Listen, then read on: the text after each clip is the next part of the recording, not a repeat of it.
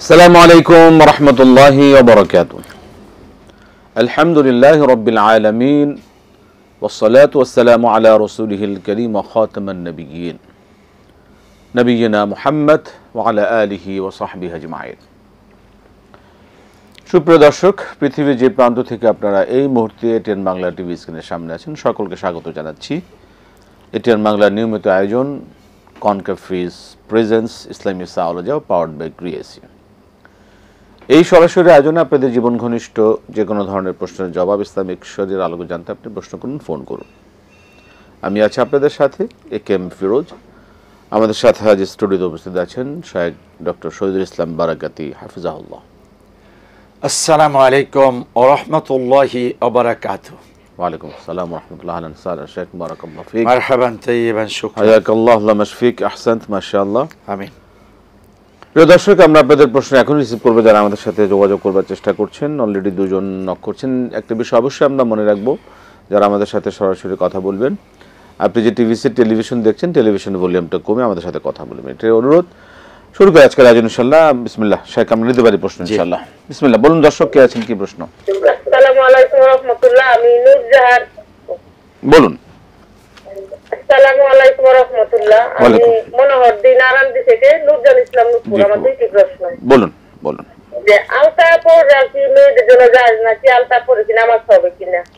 আর মেয়েরা ঘরের ভিতরে যদি চুরির শব্দ, কাতে চুরির শব্দ কিংবা পায়ের নুপুরের শব্দ হয়, তাহলে এই ঘরে কি রহমতের ফেরেশতা থাকবে কিনা? চুরির শব্দ ঘরের ভিতরে।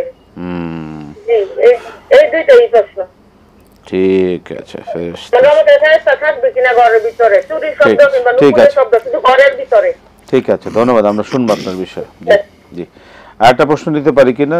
লাইনে আছেন? জি না, এটা কেটে গেছে। জি মহতারাম, শুরু করবো ইনশাআল্লাহ।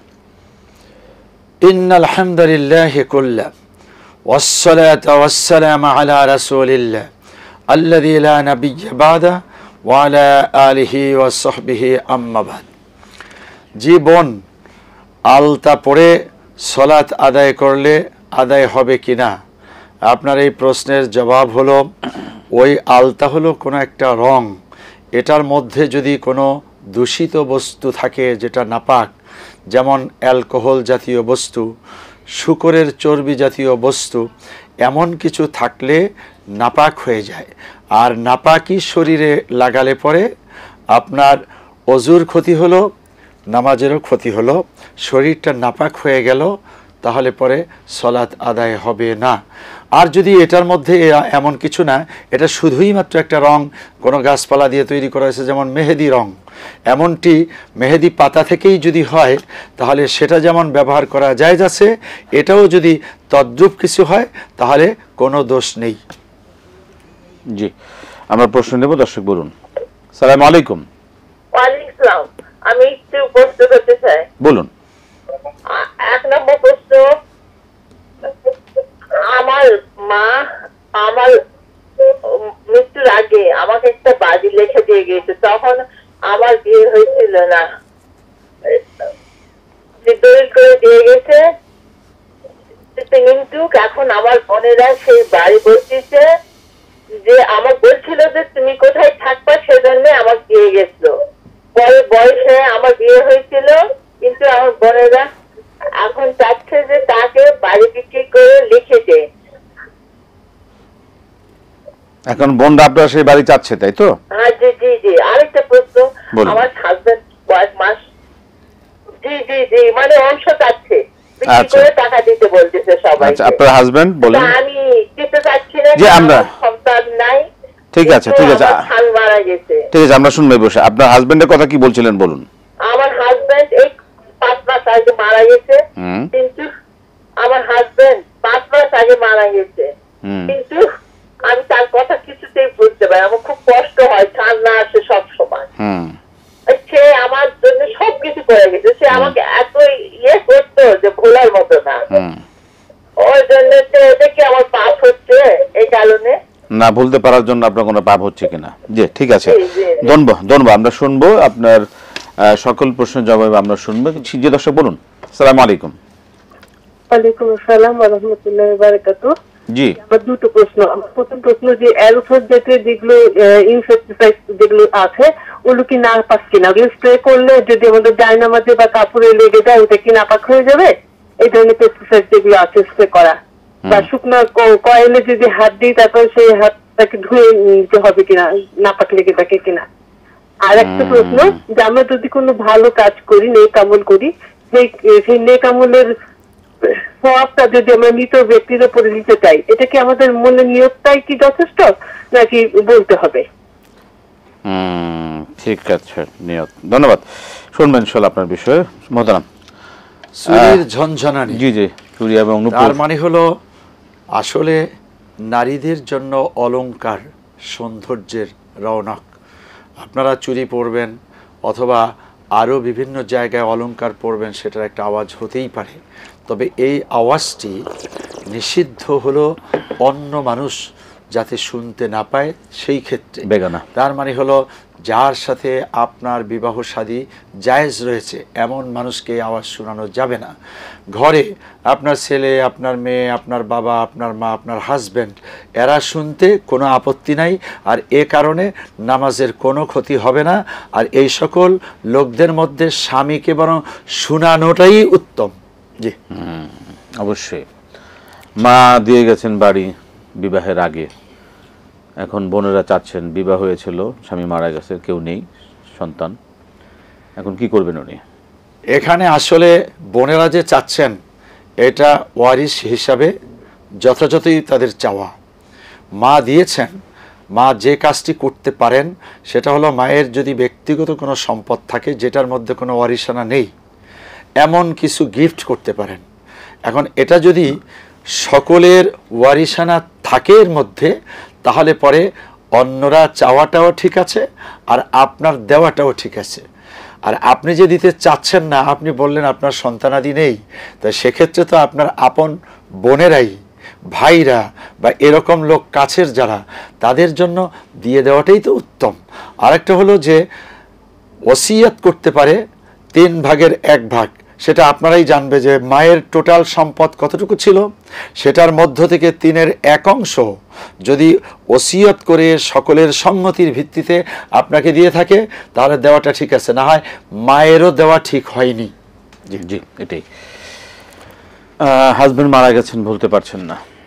আচ্ছা, এখন হাজবেন্ডের কথা আপনি মনে রাখবেন, সেটা দোয়ার ক্ষেত্রে তার জন্য সাদাকায়ে জারিয়ার যত কাজ করেন করুন, নামাজ পড়বেন, দোয়া করবেন, দান সদকা করবেন, এসব ঠিক আছে, কিন্তু আপনি কি বিলাপ করছেন, আহারে আমার হাজব্যান্ড আমার জন্য বালিশটা কিনে দিয়েছিল, আমার জন্য চুড়িটা কিনে দিয়েছিল, আমার জন্য শাড়িটা কিনে দিয়েছিল, এই কথাগুলো বলে বিলাপ করা জায়েজ নেই। মনে পড়তেছে সেটা মনে পড়তেই পারে, যতবার মনে পড়বে ততবারই আল্লাহ তাকে ক্ষমা করে জান্নাত দিয়ে দাও, এই লাইনে থাকুন। একটা প্রশ্ন নিতে পারি আমরা? জি দর্শক, বলুন। সালাম আলাইকুম। সালাম আলাইকুম। ওয়ালাইকুম আসসালাম। বলুন, কি প্রশ্ন? আমি একটা প্রশ্ন করতে চাচ্ছিলাম, বলুন। যে প্লেন জার্নি করার সময় প্লেনে বসে কি নামাজ পড়া যাবে? যেমন আমি প্লেনে যাচ্ছি, এমন টাইমে যে আমার জোহরটা আমি পড়তে পারছি না দেশে, প্লেনে উঠে পড়তে হবে, হ্যাঁ, তখন কি আমি কসর পড়বো? আর যেখানে নামবো সেখানে আসর তো হয়তো মিস হয়ে যেতে পারে, আমি কি প্লেনে বসে আমি জোহর আসর একসাথে পড়ে নিতে পারবো? আপনার সফর কিভাবে হবো? ঠিক আছে, ধন্যবাদ। আমরা শুনবো আপনার প্লেন সফরে কিভাবে আপনি নামাজ আদায় করবেন। মোহতারাম, এয়ার স্প্রে এবং বডি স্প্রে, যাতে এই যে এগুলোকে যদি যেগুলো বাতাসে উড়ে যায়, এগুলি কি অ্যালকোহল ফ্রি কিনা বা এগুলি কি জায়েজ হবে কিনা ব্যবহার করা? স্প্রে ম্যাক্সিমামে এরকম বাতাসে উড়ে যায়, কিন্তু এটা মেড ইনটা কীভাবে এই জিনিসটি বুঝতে হবে। লেখা থাকে হালাল স্প্রে, যদি এই ধরনের সার্টিফিকেট পাওয়া গেল তাহলে ঠিক আছে, আর যেগুলি সার্টিফিকেট পাওয়া যায় না এগুলির মধ্যে দূষিত বস্তু থাকতেই পারে। এটা প্রথমত এখানে একটু পানির মতো লাগে, তারপরে হলো উড়ে যায়, শুকিয়ে যায়। তাই পানির মতো লাগলে যদি সেটা নাপাক হয়, শুকরের চর্বি থাকে, অ্যালকোহল থাকে, দূষিত বস্তু থাকে, তাহলে এমন স্প্রে আমরা ব্যবহার করব না। তারপর হচ্ছে যে নেকামল যে পাঠানোর জন্য নিয়ত জরুরি কিনা? না, আপনি নেকামল পাঠাবেন কিভাবে? আপনি তো পাঠানোর মালিক না, আপনি আল্লাহর কাছে দোয়া করবেন। যেটা হচ্ছে ইসালে সওয়াব বলে। ইসাল মানে পৌঁছানো, সওয়াব মানে সওয়াব, সওয়াব পৌঁছানো। এখন একজনের কবরে আমি কি করে পৌঁছাবো? আমার কাজ হলো ওয়ালাদুন সালিহ ইয়াদউলা, একজন নেক্সট সন্তান দোয়া করবে। আল্লাহ রাব্বুল আলামিন এটাই চাচ্ছেন যে মায়ের জন্য, বাবার জন্য, বোনের জন্য, স্বামীর জন্য আমরা দোয়া করি। এই দোয়াটি পৌঁছিয়ে দেওয়ার মালিক হলেন আল্লাহ। আপনার কাজ হলো কোরআন তেলাওয়াত করা, দান সদকা করা, আর আল্লাহর কাছেই দোয়া করা, বান্দার কাছে কিছু না। মানে নেকামলকে ওসিলা করে দোয়া করা, সেটা ভালো কাজ যা আছে সব আমি কোরআন তেলাওয়াত যে কোনো নেক কাজ এটাকে ওসিলা করে আল্লাহর কাছে দোয়া করতে হবে। আমি 10 রাকাত নফল নামাজ পড়ছি, আল্লাহ এখন তুমি আমার পাপ মাফ করে দাও আর আমার দোয়া কবুল করে নাও। আমিন। জি, আমরা প্রশ্ন নেব। দর্শক বলুন। আসসালামু আলাইকুম। আসসালামু আলাইকুম। ওয়ালাইকুম সালাম ওয়া রাহমাতুল্লাহ। বলুন কি প্রশ্ন? আমি একটা কয়েকটা দরুদের কথা বলবো, একটু আমল করা যাবে কি না একটু বলবেন দয়া করে। বলুন। একটা হচ্ছে জুমাবার দিন আসর নামাজ পড়ে ওই বৈঠকে বসে একটা দরুদ আছে, আল্লাহুম্মা সাল্লি আলা মুহাম্মাদিন নাবিল উম্মি ওয়া আলা আলিহি ওয়া সাল্লিম ওয়া তাসলিমা। এই একটা। ঠিক আছে। আরেকটা হচ্ছে আল্লাহুম্মা সাল্লি আলা মুহাম্মাদিন নাবি, আল্লাহুম্মা সাল্লি আলা মুহাম্মাদিন আবদিউকা নাবিউকা রাসূলিকা নাবিউল উম্মি। জি, দুইটা গেল। আরেকটা হচ্ছে